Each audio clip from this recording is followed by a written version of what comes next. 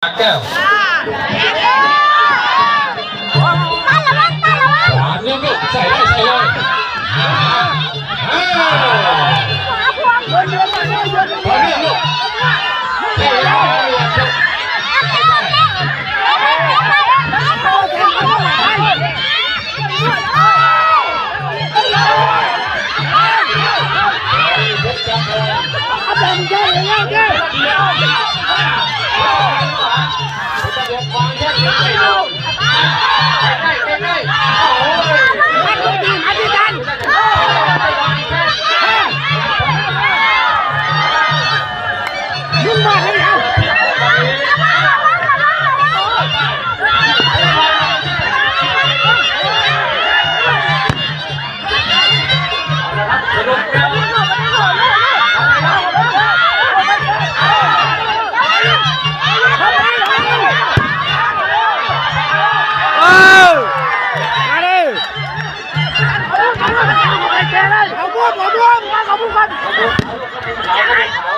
เข้าไปมึงจากมุมขาวอ่ะ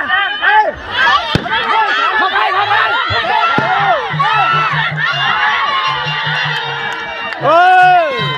มาดูนะครับมวยนี่ต้องเวลาที่เลี้ยงใส่กระจับมันต้องดูด้วยครับอย่าให้แน่นเกินไปอย่าให้หลวมเกินไปนะครับมันเด็กบางครั้งมันควบคุมตัวเองไม่ได้นะครับต้องดูกระจับเป็นหลักผลการชกเพชรจำพรเป็นฝ่ายชนะครับ